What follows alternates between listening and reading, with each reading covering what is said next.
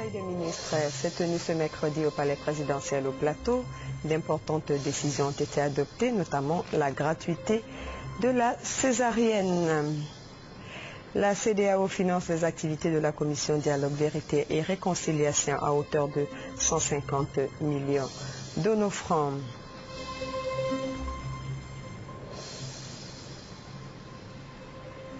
La production halieutique ivoirienne est en danger. Un atelier a été organisé pour trouver des solutions. Mesdames et messieurs, bonsoir, bienvenue à ce journal. Un invité dans ce journal, il s'agit de M. Inzan Diomandé, le secrétaire permanent adjoint à la CEI. Il est là pour nous parler des législatives partielles. Bonsoir, monsieur le secrétaire permanent. Mais avant, un conseil des ministres s'est tenu ce mercredi au palais présidentiel sous la présidence du chef de l'État. D'importantes décisions ont été adoptées, notamment la gratuité des actes d'accouchement dans les établissements sanitaires publics pour les femmes et les plus démunis et le lancement du programme de développement de la filière riz en Côte d'Ivoire. Compte rendu Viviane Aïma. Le Conseil des ministres de ce mercredi, sous la présidence du président de la République, a pris d'importantes décisions visant à offrir de meilleures conditions de vie sociale aux Ivoiriens. À ce titre, le décret fixant la gratuité dans tous les établissements sanitaires publics des actes d'accouchement par voie basse ou par césarienne pour les femmes les plus démunies a été signé par le président de la République. Le Conseil a aussi donné son accord pour la mise en œuvre du programme national de cohésion sociale et du programme national de développement des infrastructures communautaires. Deux programmes du gouvernement qui ont pour ambition de réduire le taux de pauvreté en Côte d'Ivoire qui a atteint depuis 2008 le pic de 48%. Ces programmes vont s'étendre sur toute la durée du mandat présidentiel, soit jusqu'en 2016.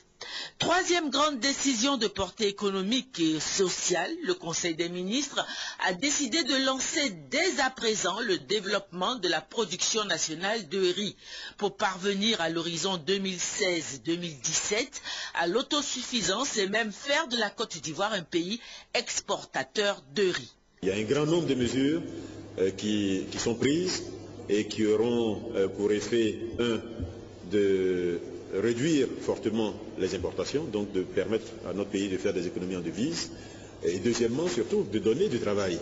500 000 emplois directs, c'est vraiment très important, et 2 millions d'emplois indirects, si le schéma qui a été présenté est correctement mené jusqu'à son terme. Mis à part ces grands projets sociaux, le Conseil des ministres s'est aussi penché sur les derniers événements au plan national, notamment les affrontements survenus à Ara entre population civile et forces républicaines de Côte d'Ivoire. Le porte-parole du gouvernement invite les populations à la raison. Les FRCI, c'est l'armée régulière de Côte d'Ivoire. Les FRCI, j'insiste là-dessus, c'est l'armée régulière de Côte d'Ivoire, c'est des personnes d'autres. Et il est important que notre armée soit respectée. L'armée représente la totalité du peuple ivoirien. Il n'y a pas de raison que ce soit les populations elles-mêmes qui décident ou pas d'avoir l'armée sur le territoire. On ne fait pas une élection dans un village pour savoir si on reçoit des militaires ou si on reçoit des gendarmes. Je crois qu'il faut qu'on revienne au principe de base du civisme. Ce principe, c'est respecter nos institutions. Et dans le respect de nos institutions, il y a naturellement le respect de l'armée. C'est l'armée régulière de Côte d'Ivoire. Il peut y avoir des erreurs commises par un élément, par plusieurs éléments des FRCI, mais si ces éléments sont connus de leur hiérarchie, ils seront sanctionnés à titre personnel. Mais ce n'est pas parce que certains commettent des erreurs qu'il faut brûler tout ce qui s'appelle FRCI. Voilà, au cours de ce journal, nous reviendrons sur les événements de Ara. 3 nouveaux ambassadeurs ont présenté les copies figurées de leur lettre de créance au président de la République. Il s'agit des ambassadeurs de la République populaire de Chine, de la République du Sénégal et de la République du Niger. La cérémonie s'est déroulée au Petit Palais. Compte rendu à Ouattouré. Premier à présenter ses lettres de créance au président de la République Alassane Ouattara, Dr Aloua Moussa, le nouvel ambassadeur du Niger en Côte d'Ivoire. L'ambassadeur Aloua Moussa s'est réjoui de l'excellence des liens de coopération entre la Côte d'Ivoire et le Niger, ainsi que la similitude des vues sur les questions d'intérêt national, sous-régional et régional. La Côte d'Ivoire et le Niger ont des relations séculaires et comme en témoigne leur présence au sein du Conseil de l'Entente, de l'UMOA et de la CEDEAO. Je m'évertuerai à renforcer cette coopération, à la diversifier pour le bonheur du peuple nigérien et du peuple ivoirien. Vétérinaire de formation, le nouvel ambassadeur du Niger, Aloua Moussa, a déjà occupé plusieurs autres fonctions d'État par le passé. Il a été secrétaire exécutif de la communauté économique du bétail et de la viande des États du Conseil de l'Entente, ministre de la Santé publique et plus récemment en 2010, il occupait les fonctions de coordonnateur du projet de promotion de la coopération entre le Niger et l'Italie en matière d'élevage. Nommé depuis octobre 2011, son Excellence Seydou Kalunga, nouvel ambassadeur du Sénégal en Côte d'Ivoire, a pris officiellement fonction ce mercredi avec la présentation de ses lettres de créance au président de la République, Alassane Ouattara. Avocat au barreau de Dakar depuis 2004, avant sa nomination en Côte d'Ivoire, l'ambassadeur Seydou Kalunga n'est pas un nouveau venu dans le milieu diplomatique. En 2004, il fut consul général du Sénégal à Paris. Au moment où il prend fonction en Côte d'Ivoire, l'ambassadeur du Sénégal a dit les sentiments de satisfaction, de fierté et d'admiration qui l'habitent. Le sentiment est triple, c'est un sentiment de satisfaction pour la qualité de l'accueil, un sentiment donc de fierté d'arriver au moment où effectivement la Côte d'Ivoire renoue de plein pied avec le rôle qui a toujours été le sien dans le cadre donc de la politique régionale et mondiale, et effectivement un sentiment d'admiration par rapport aux progrès qui ont été enregistrés en peu de temps. Le Sénégal et la Côte d'Ivoire entretiennent des relations séculaires. L'ambassadeur Kalunga a souhaité qu'un nouvel élan soit donné à la coopération bilatérale avec la reprise des travaux de la grande commission mixte de coopération ivoiro-sénégalaise.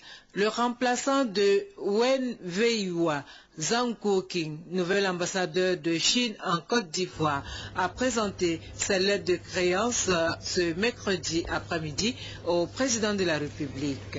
Avant son affectation en Côte d'Ivoire, il a représenté son pays en tant qu'ambassadeur au Mali. Les relations entre la Côte d'Ivoire et la Chine se sont renforcées ces dernières années et le nouvel ambassadeur de Chine en Côte d'Ivoire entend promouvoir, consolider et élargir ses liens de coopération. Avec le président de la République, nous avons parlé d'excellentes relations d'échange, d'amitié, de coopération entre nos deux pays, nos deux peuples. Et bien sûr, nous avons mentionné une meilleure coopération dans l'avenir. Donc il est de ma tâche de bien remplir ma responsabilité pour promouvoir les échanges d'amitié et de coopération qui existent déjà avec une manière excellente entre nos deux pays, entre nos deux peuples, et puis aussi approfondir cette amitié traditionnelle, consolider la confiance mutuelle politique et aussi élargir la coopération dans tous les domaines au grand bénéfice de nos deux pays, de nos deux peuples. Les relations diplomatiques entre la Chine et la Côte d'Ivoire sont vieilles de 29 ans. Et aujourd'hui, la Côte d'Ivoire est considérée comme l'un des partenaires importants de la Chine en Afrique. Le 40e sommet des chefs d'État de la CEDEAO va se tenir demain à Abuja, la capitale nigérienne, en présence du président Alassane Ouattara. Le ministre ivoirien de l'intégration, Adama Bictogo, représente le ministre des Affaires étrangères. Et puis l'un des enjeux majeurs de cette rencontre, c'est la désignation du président de la République de Côte d'Ivoire en tant que nouveau président de la communauté économique des États de l'Afrique de l'Ouest. Notre envoyé spécial Jérôme Kofi Abolin est déjà sur place. Voici son reportage. C'est une rencontre qui a procédé notamment à l'examen du mémorandum sur l'état de la mise en œuvre de la feuille de route de la réforme du secteur de sécurité en Guinée-Bissau, sur la situation sécuritaire et humanitaire de la région sahélo-sahalienne et sur l'évolution du phénomène de la piraterie dans le golfe de Guinée. En faisant le point à la presse, le ministre ivoirien de l'intégration africaine qui a représenté son collègue des affaires étrangères empêché a saisi l'occasion pour situer sur l'importance de la 40e session ordinaire des chefs d'État de la CEDEAO prévue ce 16 février 2012 dans la capitale nigériane. L'enjeu pour la Côte d'Ivoire, selon le ministre, c'est la désignation du chef de l'État ivoirien Alassane Ouattara comme président de la CEDEAO à l'issue de cette rencontre. C'est une réunion qui en fait est une réunion qui concerne les pays en crise, la sécurité alimentaire, et donc comme vous le savez, le Mali aujourd'hui est en proie à une crise. Le Sénégal est à la veille des élections. On a 5 pays qui doivent aller aux élections cette année. Et malheureusement pour nous en Afrique, chaque période d'élection est parfois un début de crise, une menace, souvent à la cohésion sociale. Donc nous avons essayé donc de discuter de politique engagé pour prévenir donc les crises. Pour ce qui est donc de la réunion des chefs d'État, évidemment, le programme a été donc aussi abordé. Nous allons avoir la réunion des chefs d'État, laquelle réunion devrait donc voir l'élection du président de la République de Côte d'Ivoire comme président en exercice de la CEDEAO. Ce qui est historique parce que depuis la création de la CEDEAO, la Côte d'Ivoire n'a jamais présidé la CEDEAO. Le ministre a aussi parlé des grandes réformes que doit opérer l'organisation sous-régionale. Les accords se font maintenant entre les grandes régions et c'est à l'intérieur de ces accords que vont de plus en plus se définir les accords bilatéraux. Donc pour nous c'est important que la CEDEAO puisse, dans ses réformes, renforcer les capacités humaines pour devenir plus efficace, que la CEDEAO, au-delà de l'appareil politique qu'il représente, est d'abord et avant tout un organisme économique d'intégration. Pour Adama Bictogo, il faut passer de la CEDEAO des nations à la CEDEAO des peuples, c'est-à-dire faire en sorte que les retombées profitent davantage aux populations. Voilà donc le 40e sommet des chefs d'État de la CEDEAO s'ouvre donc demain à Abuja. Les autres enjeux vus par David Mopio. Dans 48 heures, le président nigérian Goodluck Jonathan ne sera plus à la tête de la CEDEAO, la communauté économique des États de l'Afrique de l'Ouest qu'il a dirigée au cours de ces 2 dernières années. Le numéro 1 nigérian cédera son fauteuil au chef d'État ivoirien Alassane Ouattara. Le transfert du pouvoir se fera demain à Abuja, au Nigeria, au cours du sommet extraordinaire de la CEDEAO. Au cours de ce 40e sommet des chefs d'État de la communauté économique des États de l'Afrique de l'Ouest, il sera également question de la situation sécuritaire et humanitaire dans le Sahel. Les combats qui opposent l'armée malienne aux rebelles Touaregs seront bien sûr au cœur des discussions entre chefs d'État membres de cette organisation internationale régionale qui a pour but de promouvoir la coopération et le développement dans tous les domaines de l'activité économique. Étant essentiellement une organisation d'intégration économique, la CEDEAO vise, en vertu de l'article 3 de son traité constitutif, à promouvoir la coopération et l'intégration dans la perspective d'une union économique de l'Afrique de l'Ouest en vue d'élever le niveau de vie de ces peuples, de maintenir et d'accroître la stabilité économique, de renforcer les relations entre les États membres et de contribuer au progrès et au développement du continent africain, qui reste l'une des priorités du chef d'État ivoirien Alassane Ouattara, qui sera, à partir de demain, président en exercice de la CEDEAO pour un mandat de 2 ans. Rappelons que la communauté économique des États de l'Afrique de l'Ouest compte aujourd'hui 15 États membres que sont la Sierra Leone, la Gambie, le Cap-Vert, la Guinée-Bissau, le Togo, le Bénin, le Libéria, le Niger, le Nigeria, le Sénégal, le Mali, la Guinée, le Ghana, le Burkina Faso et la Côte d'Ivoire, membre fondateur de la CEDEAO, créée le 28 mai 1975 du temps de feu Félix Houphouët-Boigny, premier président de la République de Côte d'Ivoire. 150 millions de francs CFA, c'est la contribution de la CEDEAO à la Commission Dialogue, Vérité et Réconciliation pour financer ses activités. La cérémonie de remise de ce soutien financier a eu lieu hier au siège de l'institution. Témoignage Charles Tatou. La réconciliation en Côte d'Ivoire préoccupe aussi bien les Ivoiriens que les institutions de la sous-région ouest-africaine, notamment la CEDEAO. Cette institution vient de témoigner de sa solidarité à la Commission Dialogue, Vérité et Réconciliation avec une contribution financière d'un montant d'environ 150 millions de francs CFA. Selon le représentant spécial du président de la Commission de la CEDEAO en Côte d'Ivoire, Jonathan Coker, cet appui s'inscrit dans le cadre de la mise en œuvre des activités de la CDVR. Nous représentons tous les 15 pays pour continuer notre travail vers la Côte d'Ivoire pour la sortie de la crise. Nous avons promis à la Côte d'Ivoire ce que nous pourrions faire. Et aujourd'hui, nous sommes venus pour faire le petit geste qu'on a promis de faire pour la Côte d'Ivoire. Le président de la CDVR, Charles Konabani, se réjouit de ce soutien financier de la CEDEAO. Il lance également un appel aux autres institutions internationales et aux opérateurs économiques du pays afin d'emboîter le pas à la CEDEAO. Ce message que j'ai essayé de transmettre aux uns aux autres n'a été reçu à ce jour, j'insiste, à ce jour, que par les organisations régionales. Aucune organisation nationale, aucun Ivoirien n'a fait aucune entreprise ivoirienne. Je ne fais pas de reproche, je constate. Je pense que c'est ça qui est important. J'ai dit aux uns aux autres, et c'est vrai, investir dans la réconciliation, c'est investir dans la nation. La CEDEAO est à sa deuxième action de solidarité envers la Côte d'Ivoire après la crise post-électorale.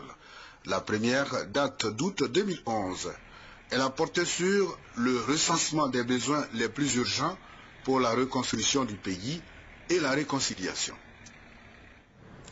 Beaucoup d'activités de la CEDEAO dans cette édition. Les leaders des organisations de jeunesse de la CEDEAO, justement, sont en séminaire. Cette rencontre sous-régionale qui réunit 50 participants vise à encourager la promotion de la libre circulation dans l'espace. Elle s'est ouverte ce matin en Hongrie. Mamadou Kouassi, Serge Coléa.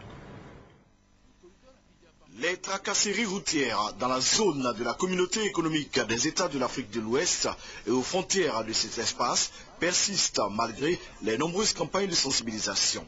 C'est le constat des jeunes leaders de la zone CEDEAO qui entendent apporter des solutions à cette question récurrente. Pour relever le défi de la libre circulation des personnes et des biens, ils se sont réunis en séminaire à Abidjan. Les leaders de jeunesse ont réfléchi sur la contribution des organisations de jeunesse à la sensibilisation et à la promotion de la libre circulation des personnes et des biens dans l'espace CEDEAO. À travers ce séminaire-là, nous allons donner tout ce qui est outils d'information à ces jeunes-là qui vont les relayer dans leur pays pour dire aux différentes personnes qui font la mobilité qu'il y a des tests qui existent et que c'est parce qu'ils ne connaissent pas ces tests-là qu'ils ont des problèmes aux frontières. Et nous pensons aussi que peut-être que les forces de l'ordre aux frontières ou à différents ne connaissent pas ces tests-là. Selon le représentant du ministère de l'intégration africaine, le séminaire va permettre aux participants de relever les obstacles et les contraintes à la libre circulation des personnes et des biens dans l'espace CEDEAO. Au terme du séminaire, des propositions seront faites aux 15 États pour l'application effective des textes. En mars, une campagne de sensibilisation sera organisée aux différentes frontières des 15 États de l'espace CEDEAO. Monsieur Enza Diomandé est notre invité. Il est le secrétaire permanent adjoint à la CEI. Vous avez 2 communiqués à nous livrer. Tout à fait. Nous vous écoutons. Alors, le premier communiqué, le président de la commission électorale indépendante, CEI, informe les candidats des élections législatives partielles qu'il sera procédé ce jeudi 16 février 2012 à 16 h au siège de la CEI à la remise des affiches, des spécimens de bulletins uniques de vote et des données statistiques électorales par lieu et bureau de vote. Par conséquent, les candidats ou leurs représentants dûment mandatés sont conviés à cette cérémonie. Fait à Abidjan, le 15 février 2012, le président Youssouf Bakayoko. Le second communiqué maintenant. La Commission électorale indépendante, CEI, porte à la connaissance des organisations, des structures et des professionnels des médias ayant participé à l'observation du scrutin législatif du 11 décembre 2011 que les accréditations qui leur avaient été délivrées sont reconduites pour les élections législatives partielles devant se dérouler le dimanche 26 février 2012 dans 12 circonscriptions électorales. La Commission électorale indépendante invite par conséquent tous les observateurs concernés à se mobiliser pour la couverture de ces prochaines consultations partielles. Une rencontre d'information portant sur les modalités du déploiement des observateurs se tiendra au siège de la CEI à une date qui sera communiquée ultérieurement. La CEI rappelle par ailleurs, à toutes fins utiles, que la réception des demandes d'accréditation pour l'observation des élections des députés à l'Assemblée nationale a pris fin depuis le 30 novembre 2011. Aucune nouvelle demande ne sera donc reçue par ces services. Fait à Abidjan le 15 février 2012, le président Youssouf Bakayoko. Voilà, merci beaucoup, monsieur le secrétaire permanent. La Côte d'Ivoire et la France veulent renforcer les coopérations en matière de justice. Le président de la Cour suprême, Koni Mamadou, a eu une séance de travail avec Mme Catherine Bolto-Cerne, magistrate à la Cour de cassation française, à Ouattouré, pour le commentaire. La magistrate Catherine Bolto-Cerne, chargée des relations internationales auprès du premier président de la Cour de cassation française, est à Abidjan dans le cadre du contrat de désendettement et du développement. Avec le président de la Cour suprême, Koni Mamadou, Mme Bolto-Cerne a fait un état des lieux et discuté des conditions de la relance des liens de coopération entre la Cour suprême ivoirienne et la Cour de cassation française. Je suis ici en mission à la Cour suprême, à la demande du ministère des Affaires étrangères français, dans le cadre de la relance de la coopération entre la Côte d'Ivoire et la France. Pendant 3 jours, Mme Bolto-Cerne va rencontrer tous les acteurs du système judiciaire ivoirien. Notons que dans le même cadre, une mission française d'évaluation était en Côte d'Ivoire en janvier dernier. On reste au même chapitre dans le souci de renouer avec la tradition. Une rencontre a eu lieu en début d'année entre le corps judiciaire ivoirien et le ministre de la Justice. Moment propice pour poser les problèmes et donner les grandes orientations pour l'année 2012. Compte rendu la Séné Ouattara, commentaire par Patricia Oumo-Etia. C'est la salle des pas perdus du palais de justice d'Abidjan qui a abrité cette rencontre entre le corps judiciaire et le ministère de tutelle. Elle va s'institutionnaliser pour échanger sur les hommes et femmes qui animent la justice. Notaires, magistrats, avocats, agents de l'administration pénitentiaire, commissaires priseurs, pour ne citer que ceux-là, ont profité pour saluer la vision affichée par les autorités, celle de faire de la justice ivoirienne un instrument moderne et modèle avec des animateurs compétents. Les représentants des différents corps de l'appareil judiciaire ivoirien ont saisi l'occasion pour mettre à nu quelques difficultés. Il s'agit du manque de moyens, des difficiles conditions de travail et de vie. Les problèmes d'ordre structurel ainsi que des statuts et attributions mal définis pour certains restent à résoudre. L'ensemble des intervenants, au nom de leurs chambres respectives, ont apprécié les efforts du gouvernement. Tous ont pris l'engagement d'accompagner le renouveau de cette justice ivoirienne. Au cours de cette cérémonie, Maître Aoussou Jano, ministre d'État, garde des Sceaux, ministre de la Justice, a dressé un bilan de son action. Si pour lui ce bilan peut être qualifié de positif au regard du travail accompli, cependant, il annonce des réformes. La matrice d'action 2012-2015 du ministère de la Justice qui cadre harmonieusement avec les recommandations du séminaire de Yamoussoukro consacre une large part au renforcement des capacités des acteurs de la justice ainsi qu'à l'informatisation des services judiciaires.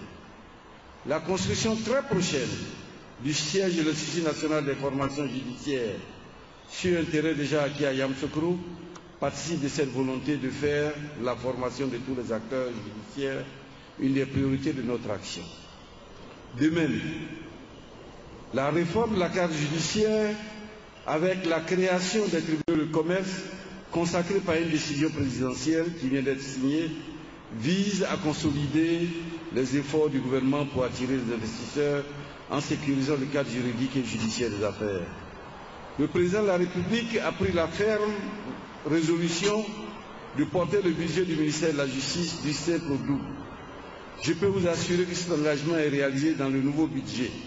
La renaissance de la justice ivoirienne a débuté par la réouverture des juridictions sur l'ensemble du territoire, le redéploiement du personnel et la mise à disposition de quelques moyens. Il a salué l'appui des partenaires et des différents corps de l'appareil judiciaire. Dans cette même dynamique, une enveloppe globale de 225 milliards de francs CFA est prévue par le président de la République Alassane Ouattara d'ici 2015. La coalition ivoirienne pour la Cour pénale internationale a organisé récemment un séminaire des avocats ivoiriens en procédure pénale de la Cour pénale internationale CPI. Pendant 3 jours, ces avocats ont été instruits aux méthodes d'inscription sur la liste des conseils près la Cour pénale internationale et les procédures de participation des victimes au procès. Reportage d'Oua Delazer, Patricia Oumou et Tia pour le commentaire. La coalition ivoirienne pour la Cour pénale internationale veut faire des avocats ivoiriens de véritables conseillers des victimes de guerre en Côte d'Ivoire. Ce séminaire de formation, initié à cet effet, permet d'outiller les avocats et les victimes sur les procédures pénales et les droits légaux des personnes traduites devant la Cour pénale internationale. Au titre de ces procédures, le remplissage des formulaires et l'inscription sur la liste des conseillers près la Cour pénale internationale. Les séminaristes, dans leur ensemble, ont salué cette initiative. Pour eux, elle contribue au perfectionnement de leur capacité à défendre les intérêts des victimes de guerre. Aujourd'hui, la Côte d'Ivoire est un pays en situation et avec une affaire devant la Cour. Donc, nous devons changer aussi de cible en nous adressant à ceux qui sont beaucoup plus impliqués aujourd'hui au niveau de cette affaire-là, notamment les avocats et les victimes. D'où l'importance de ce séminaire-là, pour que nous puissions instruire les avocats ivoiriens qui généralement travaillent sur le domaine du droit interne. Auparavant, les victimes ne pouvaient pas participer au procès pénal devant la Cour pénale internationale, mais aujourd'hui c'est chose possible, mais à travers la représentation par des avocats, des outils de formation, et j'ai aujourd'hui une meilleure approche de la Cour pénale internationale. Le président de la coalition ivoirienne pour la Cour pénale internationale entend multiplier cette formation afin que chaque citoyen soit informé sur les messages de la CPI déjà engagée en Côte d'Ivoire depuis la crise post-électorale. La situation sécuritaire à Ara a été abordée au cours du Conseil des ministres de ce jour. Ara, localité située dans le département de Bongouanou, à l'est du pays, a connu des affrontements intercommunautaires dimanche et lundi. Ces affrontements ont causé d'importants dégâts matériels et provoqué des pertes en vies humaines. Le ministre délégué à la Défense, Paul Kofi Kofi, s'est rendu dans cette localité pour inviter les populations au calme. Les faits avec Alvoras. Tout est parti selon les autorités administratives, coutumières et les populations d'Ara de ce que 3 éléments des forces républicaines de Côte d'Ivoire ont été pris en otage et séquestrés par des jeunes Agni, l'ethnie autochtone d'Ara, dans la matinée du dimanche 12 février dernier pour réclamer le départ des forces républicaines de Côte d'Ivoire de leur ville. Nous sommes intervenus auprès de ces jeunes-là pour qu'ils remettent les 3 éléments de l'FSI à la gendarmerie d'Ara, chose que nous allons tous trouver, tout sont normal.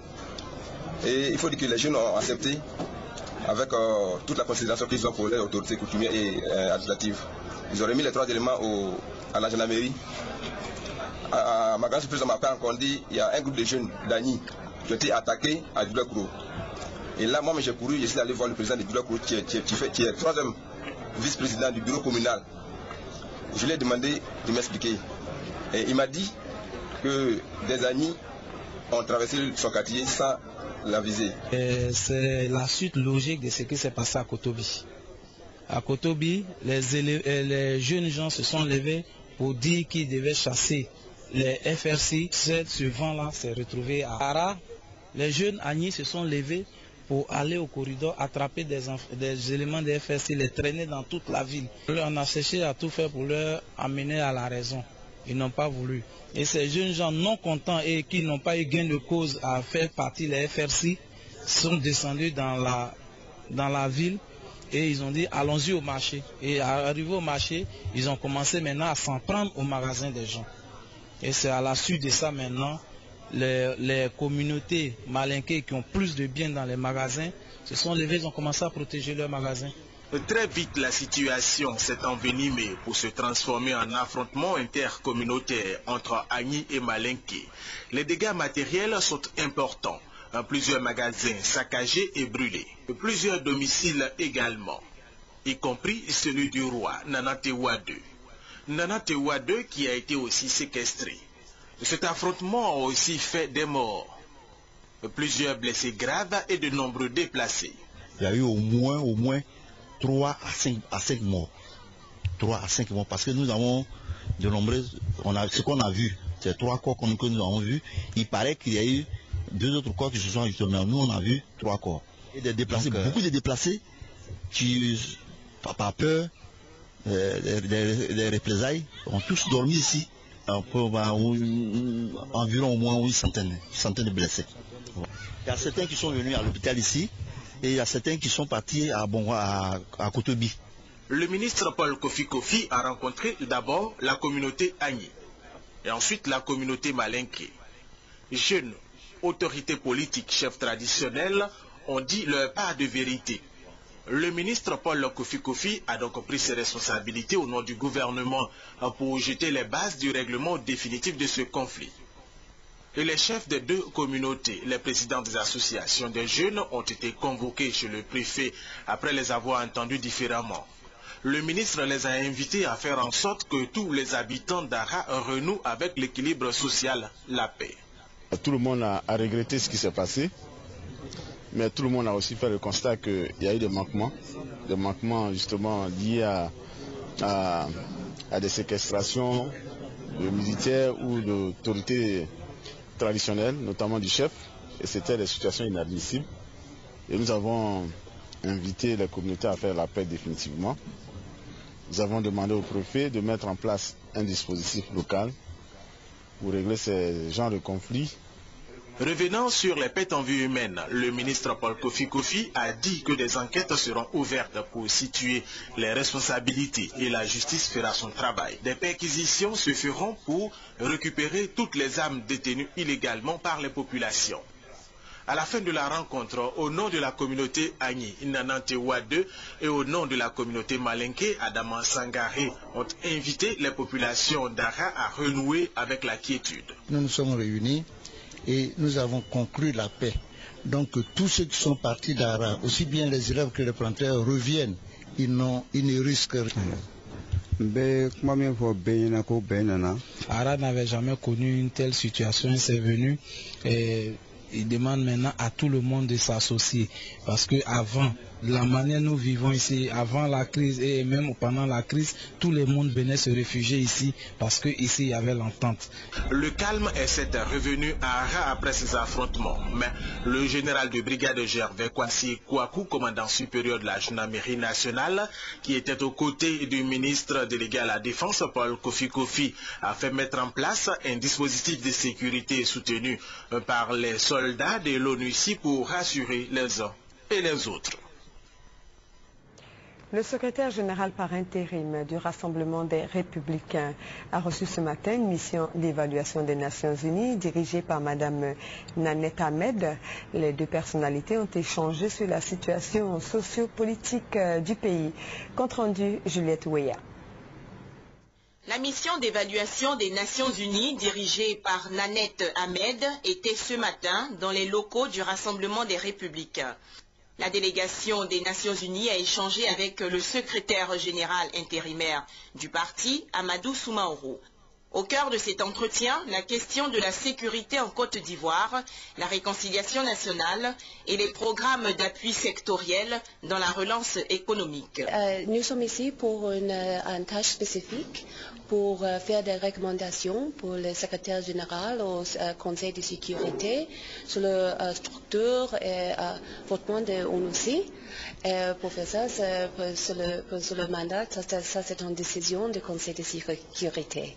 Concernant la prorogation du mandat de l'Organisation des Nations Unies en Côte d'Ivoire, l'ONUC, la question sera élucidée dans le mois de juillet. Notons que cette mission d'évaluation des Nations Unies va s'achever le 17 février prochain. Intensification de la lutte contre le travail des enfants. Le Comité national de surveillance des actions de lutte contre la traite, l'exploitation et le travail des enfants a lancé ses activités ce mercredi 15 février. Ce comité, présidé par la première dame de Côte d'Ivoire, Mme Dominique Ouattara, a pour objectif de suivre et d'évaluer les actions du gouvernement en matière de lutte contre la traite et le travail des enfants. Notre reportage. Le 3 novembre 2011, le président de la République a signé 2 décrets. Le premier portant création du comité interministériel de lutte contre la traite, l'exploitation et le travail des enfants. Le second décret portant création du comité national de surveillance des actions de lutte contre la traite, l'exploitation et le travail des enfants, présidé par la première dame de Côte d'Ivoire, Mme Dominique Ouattara. Ce mercredi 15 février a vu le lancement des activités de ces 2 institutions. Premier acte, la réunion de travail entre le Comité national de surveillance et le Comité interministériel de lutte contre la traite, l'exploitation et le travail des enfants. Réunion présidée par Mme Dominique Ouattara, présidente fondatrice de l'ONG Children of Africa, et qui a enregistré la participation du ministre d'État, ministre de l'Emploi, des Affaires sociales et de la Solidarité, président de ce comité, et de la ministre de la Famille, de la Femme et de l'Enfant. L'ordre du jour a porté sur la présentation des membres des 2 comités, leur mode de collaboration et leur fonctionnement, de même que l'élaboration et la validation du plan d'action national de lutte contre la traite et les pires formes de travail des enfants pour le comité interministériel et le projet d'action prioritaire pour l'année 2012 pour le comité de surveillance. Le comité national de surveillance présidé par la première dame de Côte d'Ivoire, qui voit ainsi ses actions en faveur des enfants reconnus par la nation tout entière, est composé de 22 membres issus des organisations nationales et internationales. Son secrétaire exécutif est Mme Yao Sylvie, directeur de cabinet de la première dame. Le ministre d'État Gilbert Kafana Koné, président du comité interministériel, a félicité la première dame de Côte d'Ivoire pour son engagement dans le combat pour le bien-être des enfants. C'est un engagement fort de Mme Dominique Ouattara, première dame de la République de Côte d'Ivoire. Ce nouvel engagement en faveur de la protection des enfants vient s'insérer dans la longue liste des engagements antérieurs de cette dame au cœur d'or, qui a de tout temps mis au cœur de ses centres d'intérêt le combat pour la protection des plus fragiles. Mais qui d'autre est plus fragile qu'un enfant? Qui d'autre pouvait mieux mériter la protection maternelle que les enfants?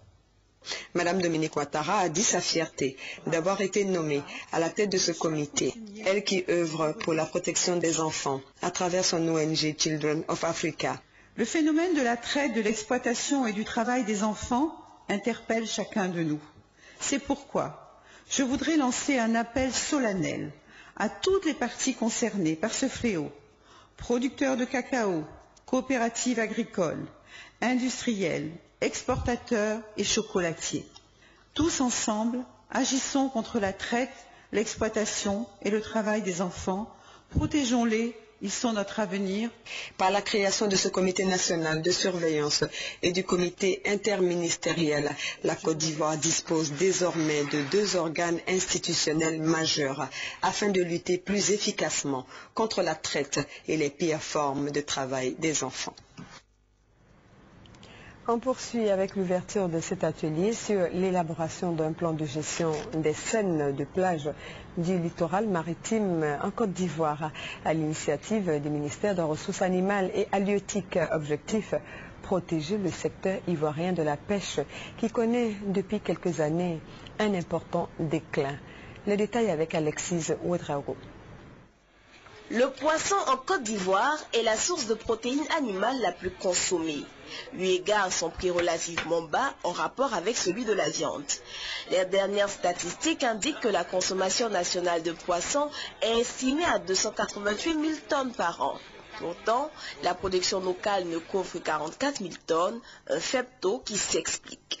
Selon les experts, le pillage massif et systématique des pêcheurs, l'utilisation abusive de certains engins dangereux sur les cours d'eau et le non-respect des périodes de fermeture de la pêche pour le repos biologique sont autant de raisons qui le justifient. Toutes choses qui induisent une surpêche qui touche jusqu'aux zones de frayère, zones de reproduction des poissons et autres crustacés. C'est donc pour mettre un terme à cette situation qui affecte le secteur que le ministère des Ressources animales et halieutiques a ouvert ce mercredi à Abidjan un atelier en vue de l'élaboration d'un plan de gestion des scènes de plage littorales maritimes en Côte d'Ivoire. L'état des lieux est un peu alarmant. Oui, il faut le dire, c'est un peu alarmant parce que nous n'avons pas de plan de gestion. Parce que le plan de gestion au niveau de la pêche maritime, c'est la porte d'entrée à une gestion responsable et durable des ressources halieutiques. Or, la Côte d'Ivoire n'en a jamais eu depuis les indépendances. Les ressources biologiques de la mer ne sont pas illimitées et indiscutibles. En abuser par une mauvaise gestion entraînerait une rupture de l'équilibre de l'environnement et l'indisponibilité des ressources animales sur le long terme. D'où l'assurance du représentant du ministre ivoirien des Ressources animales qui a assuré de la mobilisation prochaine des moyens financiers indispensables à la mise en œuvre du plan élaboré au cours du dit atelier. Un mot d'agriculture maintenant. La nouvelle équipe dirigeante de l'autorité de régulation du coton et de l'ANACAD a fait l'état des lieux de la filière. Elle a visité récemment le bassin cotonnier du nord de la Côte d'Ivoire. Le non-respect du prix Borchamp, le bon déroulement de la campagne 2011-2012 était au centre des préoccupations. Le point avec Serge Coléa. 4 jours durant, le nouveau président du conseil d'administration de l'ARECA, l'autorité de régulation du coton et de l'ANACAD, Bamba Mamadou et son équipe ont parcouru le bassin cotonnier du Nord. Ils ont visité notamment Korogo, Bondiali, Ouangoulou, en vue de s'imprégner des réalités des producteurs et de se convaincre du bon déroulement de la campagne de commercialisation 2011-2012 du coton. La délégation a échangé avec les responsables de l'Union régionale des coopératives des savanes de la Côte d'Ivoire, URECOSI, la SICOSA, la société industrielle cotonnière des savanes, et la compagnie cotonnière de Côte d'Ivoire, COIC. À Nambekar et Lata, les responsables des marchés de coton, graines, leur ont également soumis leurs préoccupations. Entre autres, la relance du projet atelier, les conflits éleveurs-producteurs. À Bundiali, les producteurs d'ANACAD du département ont exprimé leur mécontentement à la délégation. Le porte-parole a indiqué que le prix Borchamp de l'ANACAD fixé par le gouvernement n'est pas respecté. Au total, à Ouangolo, Korogo et Bundiali, les producteurs veulent une filière mieux organisée. Le président de l'ARECA promet des actions vigoureuses tout en invitant les producteurs à s'inscrire dans le processus de régulation des prix des produits agricoles et fruitiers.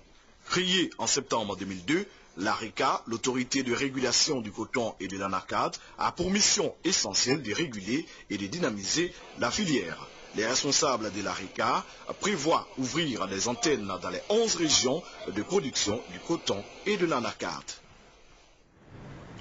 Le feu a fait des ravages ce matin dans la commune d'Adjamé. Près d'une vingtaine de baraques construites sur la dalle d'un bâtiment sont parties en fumée.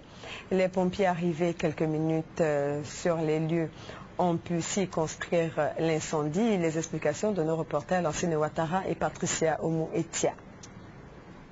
C'est à Adjamé, non loin du marché des Forums, l'un des plus grands marchés d'Abidjan, que le feu s'est déclenché. Il était 9 h quand les commerçants ont aperçu la fumée au-dessus du bâtiment. Quelques minutes plus tard, les pompiers alertés ont pu venir à bout des flammes qui guettaient les autres maisons.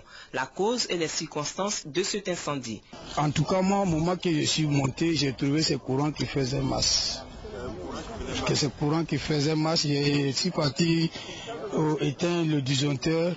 Après, je trouve que déjà le feu a déjà pris la maison, parce que c'est maison en bois.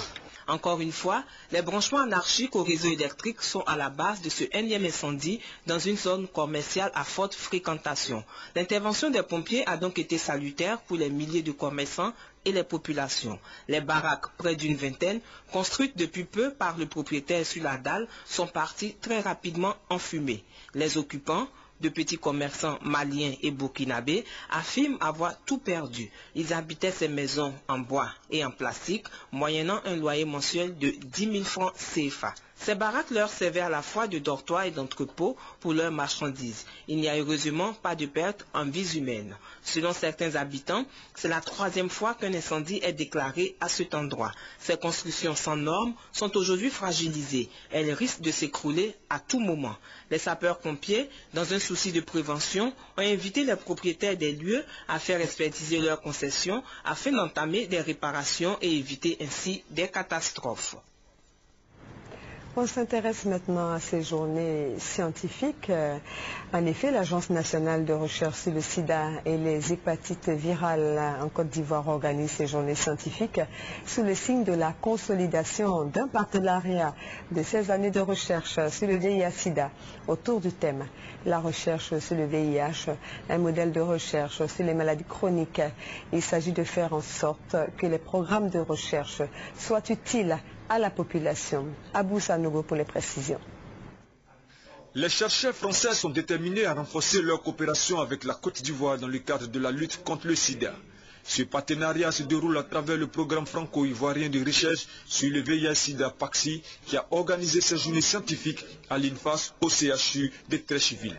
Placé sous le signe de la consolidation d'un partenariat de 16 années de recherche sur le VIH-Sida, cette rencontre a été l'occasion pour les chercheurs venus de l'Hexagone d'échanger leurs expériences avec leurs homologues ivoiriens. Premièrement, dans les jours qui vont venir, faire le point sur où en sont les différents programmes scientifiques, avec la discussion entre chercheurs ivoiriens et chercheurs français.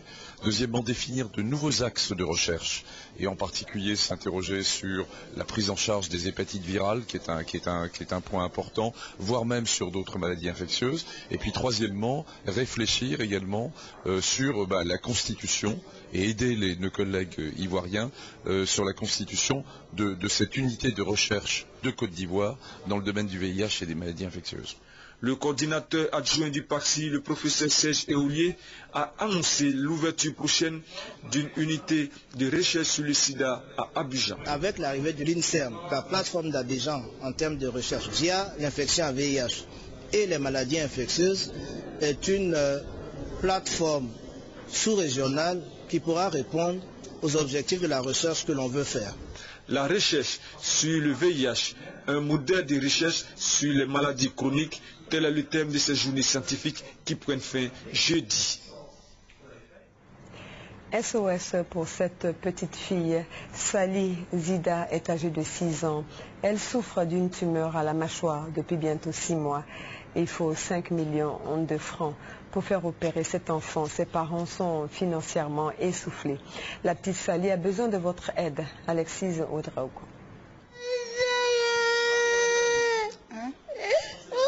Des cris qui fendent l'âme, ceux de la petite Zida Sali.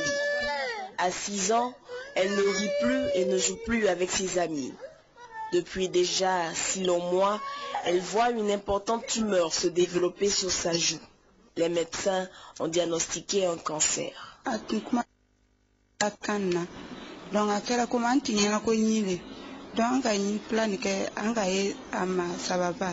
Don tara na yi dɔtɔsɔrɔ ko ke fɛngɛ de timɛ don timɛ ni o kuma sera an ka traitement ni examen ninnu kɛ donc nana fɔ ko den ya bana ni ko wari fitinin de tɛ se ka kɛ ko miliyɔn 4 ou bien miliyɔn 5 ni fana ka gɛlɛn ma an ka min yɛrɛ kɛ ni ala ka jugu ko don ko mina na se o fɛ a bɛ ɲan ma balima n'o cɛ n'o ba n'o muso k'an dɛmɛ ni ya den ye sinon a ka gɛlɛn ma. Il faut faire vite car le mal grossit et s'étend vers l'œil. La famille, financièrement essoufflée, adresse un SOS aux âmes de bonne volonté. Séminaire de formation au système LMD, licence master doctorat à l'intention des étudiants, des enseignants-chercheurs et du personnel d'encadrement de l'Institut national polytechnique Félix Houphouët-Boigny de Yamoussoukro. L'objectif de ce séminaire étant de familiariser la communauté éducative à ce projet et se l'approprier. Reportage Eugène Atoubé. Plusieurs experts ont exposé sur le système LMD. Les thèmes abordés sont la construction des offres de formation, l'élaboration des maquettes de formation, les exigences et les avantages du système LMD. Le professeur Adoé Viviane, directeur général de l'enseignement supérieur, affirme que cette réforme est une réponse aux problèmes qui minent le système universitaire et l'INPHB. Avec la réforme LMD, l'étudiant n'est plus un apprenant passif, mais plutôt un apprenant actif, a-t-elle dit. Le système permet également, selon elle, aux étudiants de jouir d'une plus grande mobilité à travers les espaces universitaires du monde. Ce système, la Côte d'Ivoire, ne peut pas être en marge. Nous devons aller tous à la réforme LMD pour une harmonisation de nos formations, tant au niveau national, au niveau sous-régional et au niveau international. Dans le système LMD, l'offre de formation est présentée par domaine, mention et spécialité. L'offre de formation doit permettre à l'apprenant de valider 180 crédits d'évaluation capitalisable et transférable en 6 semestres consécutifs. En plus de son inscription au système LMD, l'INPHB veut être un label et en plus être inscrit au rang de centre d'excellence de l'UEMOA.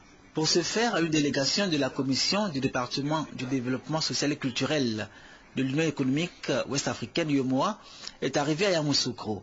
C'est une visite technique et préparatoire à l'issue de laquelle sera élaboré un guide de projet et une convention entre l'INPHB et l'UEMOA. Cette mission de travail fait suite à l'examen du dossier de candidature au label Centre d'excellence de l'UEMOA. Cette candidature sera appréciée et confirmée par le Conseil des ministres statutaires en mars 2012.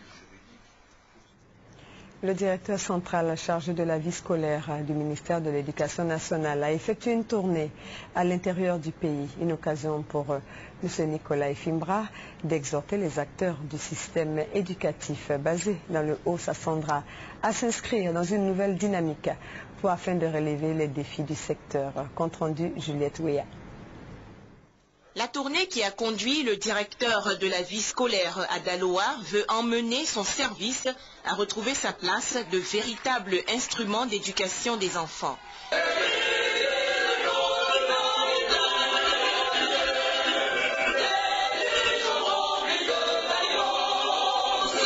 Une occasion pour Nicolas et Fimbra de demander aux directeurs régionaux, chefs d'établissement, éducateurs et inspecteurs d'éducation de jouer leur rôle, plus précisément de s'occuper effectivement du développement intégral de l'enfant. En d'autres termes, en faire un citoyen nouveau, conformément aux exigences de l'État ivoirien. Cette visite de sensibilisation et de remobilisation des acteurs du système éducatif a été saluée par le directeur régional de l'éducation nationale, Ngoran Akwa. Le parcours scolaire étant également une initiation à la vie professionnelle de l'enfant, le directeur de la vie scolaire du ministère de l'Éducation nationale, Nicolas Fimbra, s'est engagé à instituer les notes de conduite dans le calcul des moyennes de classe et l'utilisation de l'outil informatique. Restons à l'intérieur du pays. Le Conseil général de Soubré a tenu sa première session ordinaire de l'année 2012. Son bureau a été renouvelé dans le souci de mieux répondre aux attentes des populations. L'ambiance du Conseil général de Soubré, l'ambition du Conseil général de Soubré étant bien entendu d'œuvrer pour le développement de la région et apporter le progrès aux populations. Eugène Atoubé. Les travaux de la première session ordinaire du Conseil général de Soubré pour cette année 2012 ont été dirigés avec beaucoup de fierté et de satisfaction. Il a présenté le tableau des réalisations faites au bénéfice des populations du département. Ce sont notamment un bâtiment de 4 classes équipé de tables bancs, un bâtiment administratif et un bâtiment de 4 classes pour le lycée moderne 2 de Soubré, un pavillon d'hospitalisation de 7 chambres et un bureau offert à l'hôpital général de cette localité. En attendant la mise en place du conseil régional, le conseil général de Soubré poursuit sa mission de développement et s'organise dans ce sens. Ainsi, pour les actions futures, le budget primitif équilibré en dépenses et en recettes a été revu à la hausse, environ 905 millions de francs CFA. L'objectif est de terminer les projets en souffrance engagés selon les besoins des populations, mais aussi combler leurs attentes. À cet effet, le président Nyaka Oreto a soumis le bureau du Conseil général de Soubré à un réaménagement technique. Anoï Bruno devient le premier vice-président en remplacement du colonel Bobia Emile, toujours hors du pays. Les postes de 3e, 4e et 5e vice-président ont été également renouvelés. Ces changements, rappelle le président Nyaka Oreto, ne sont pas liés à un quelconque conflit. Le représentant du préfet de Soubré a pris acte. Kwadio Arnaud, sous-préfet de Kourio, a félicité le conseil général de Soubré pour tout ce qui a été fait pour le développement de cette localité et surtout pour le progrès de sa population.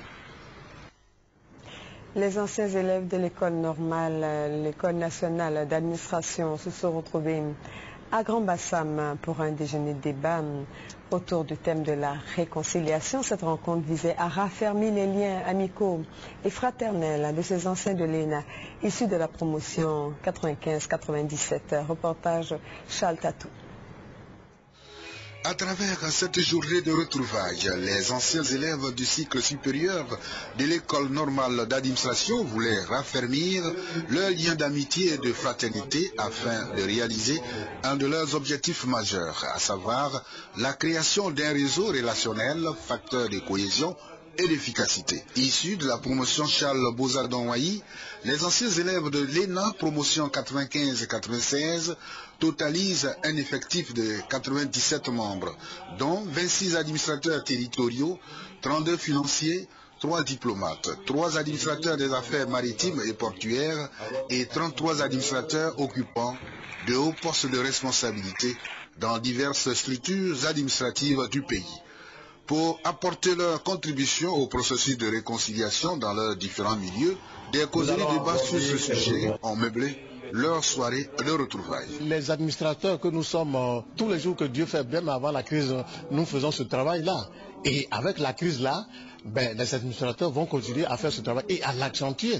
Parce qu'ils représentent le pouvoir exécutif dans leurs circonscriptions administratives et il est leur devoir d'aider le gouvernement à sensibiliser donc les populations pour que les populations adhèrent à ce processus donc, de réconciliation.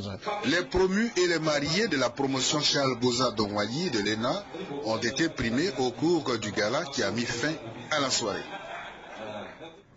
Les Dozo de Ndoussi, divisés auparavant, ont décidé d'enterrer la hache de guerre et de fumer le calumet de la paix. Charles Tatou nous relate leur cérémonie de réconciliation.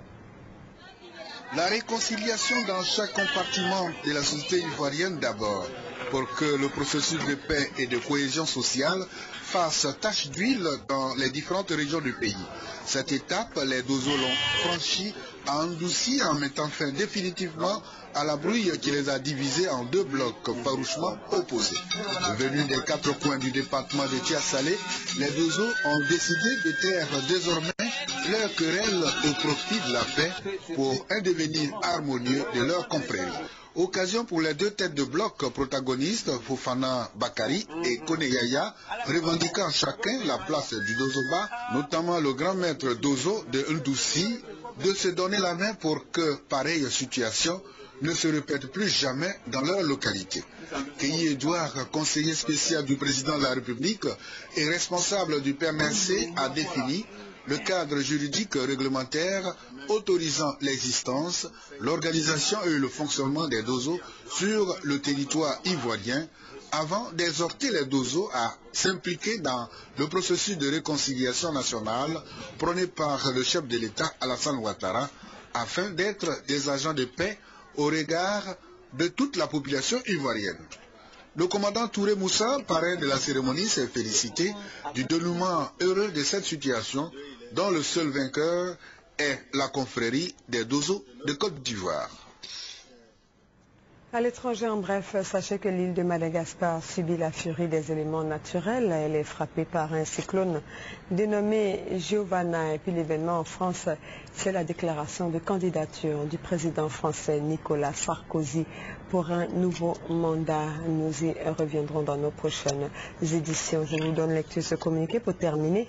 Une cérémonie de remise du schéma directeur du plan e-gouvernance au Premier ministre aura lieu demain jeudi 16 février 2012 à 15h à la primature. Au cours de cette cérémonie, le ministre de la Poste et des Technologies de l'Information et de la Communication fera une présentation du schéma directeur du plan de gouvernance électronique avant d'en remettre copie au Premier ministre. C'est la fin de ce journal. Merci de l'avoir suivi.